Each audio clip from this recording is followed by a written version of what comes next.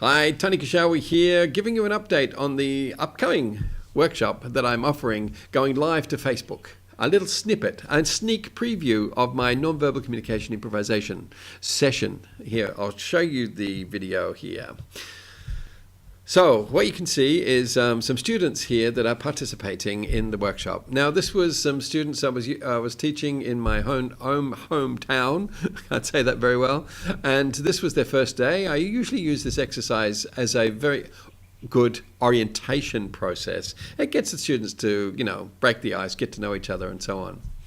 So the tasks that they are doing here on the screen is that I've been giving them a task where they say, look, I'm going to give you 5 minutes to rehearse a small presentation back to everybody on shapes. So I give each group a shape. You're the round group, you're the square, you're the triangle, so on and so forth. I usually give them a shape to work on because they are working physically in space, making shape in space and improvising with that idea. So you can see that they're very large. Their actions are, they're very physical with each other. And of course, they have to work this way because they're not allowed to use words to communicate their ideas.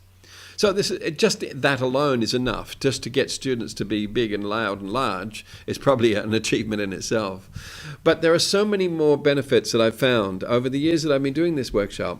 There's so many benefits. So imagine the opposite scenario here. Just imagine I've said to a group of students and say, okay, I want you to do a rehearsal process. I'm going to give you 5 minutes where you've got to come up with a presentation on the square, the circle, the triangle, right?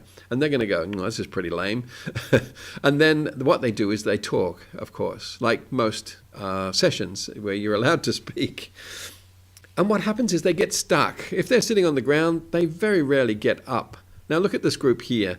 They're just getting and doing. They're following their friend who said, let's do this. I don't know what shape they're working with there, and it doesn't really matter. But you could see that if somebody said, hey, how about we get up and we all walk around and wiggle our backsides and walk like chickens, you can imagine the reaction. They'd say, no way, I'm not doing that. Or somebody else says, okay, what about we do this idea?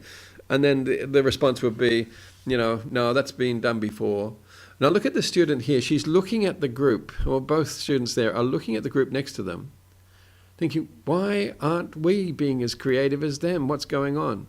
And the reason is that group that's standing looking at each other after 3 or 4 minutes have gone past, they have been using words.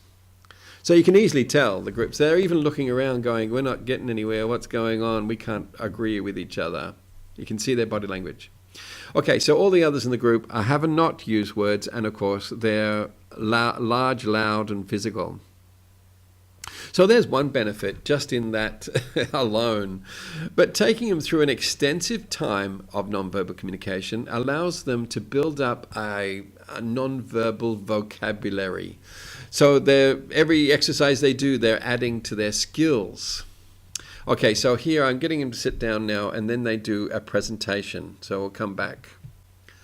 All right, there I am again. Okay, so there are hidden values, which I'd like to point out. Hopefully you've got some time.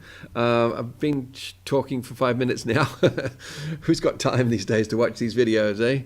So I'd just like to add this because I will give a worksheet, downloadable if you're watching it from the internet, but it will take you through the steps that I go through in the workshop. And one of the values is the end. At the end of the workshop, at the end of the 2-hour session, I tell them, okay, you can speak now, say, okay, you can relax. And of course, a lot of them go, oh, thank God. And they go, yabba, yabba, yabba, and they talk to their friends and go, oh, I'm never going to do that ever again. But then there are some students that sit back and just go, I like this space, and they're like, never going to speak again. And it's great to see the different reactions to it. But I run a little survey. So after they've spoken to each other and they've got a lot of they've spoken to each other about what they did and didn't do or didn't understand, then I say to them, okay, we're going to do a survey. And I usually say, okay, who was the bossy one in the group? And of course they go, no, not us. We're not bossy. We're drama students. We know how to collaborate and not dominate. And so I say, yeah. But who was the bossy one? And of course, they end up volunteering somebody, or they put up their hand and say, yeah, I was the one, because they feel guilty. And I say to them, no, don't feel bad. I mean, that's you are valuable in the group. You're the one that was the driving force. Maybe you're the one with all the ideas, or maybe you dominated the other ideas. And so I'm running the survey. We got the bossy one. Then I say, who was the one that was mucking around all the time? You know, the one that couldn't do the same thing twice. Because I did ask them to rehearse. I did say, make sure you know how you start, you got a middle, and you got an end. That was part of their 5-minute rehearsal. And so I say, who was mucking around all the time? And of course, they usually laugh and go, yeah, it was him or her, you know, because they were so guilty. And then I asked the last question, which was, who was the one who didn't know what was going on? We're just standing there going, what are you doing? Like, what do you want me to do? They also get a laugh too, because they were obviously recognize themselves, or they get dobbed in by their friends. Now, why would we run this survey? Well, I like to explain to the students that everyone has different values that they bring to the creative process or to an ensemble. So I usually use the analogy of the 3 clowns in the circus.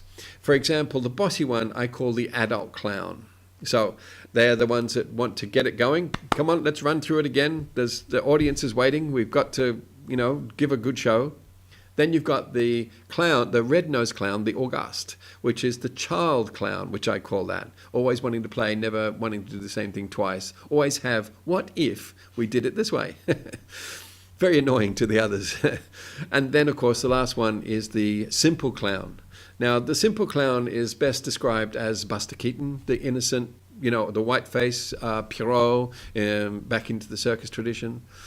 So what is the use of somebody who is the simple clown, people say? Aren't they just a waste of space? I mean, we always like to have bold, gregarious actors up there projecting their voice, the bossy one. And we love to have the comedian. We love the clown. The audience loves the clown. Always entertaining. But then the simple clown, what is that? Well, I find that is the most sensitive actor. I love to work with that actor. Do you know why? Because they're not, they have no ego. They're not afraid to show their innocence. They wear their heart on their sleeve, and the audience will care about that actor. So if you've got your protagonist in a play, I would give that role to that style of actor. Because if the audience doesn't care about your protagonist, they're not going to care about your play, your story. So that then opens up the eyes, I think, of the group to realize that, not the loud, bossy ones are the best actors and that they're the only ones who are going to succeed in a career. And the comedians, well, maybe, they're going to go off and be an entertainer in nightclubs or something. I don't know. I'm making this up. But you could see that everyone has a value, even what they think is the quiet, shy ones. So you're creating an even playing field within the group, within the ensemble. And basically, this is building a healthy ensemble where they respect each other and will look after each other. Okay, so that's my end. I've been going for 10 minutes. So thank you. If you've stayed to the end, I thank you. And if you want to log on and watch this live stream workshop on the 24th, just tick on the event that you're interested and we'll send you updates like this one. Thank you very much for watching. Don't forget to share. Bye.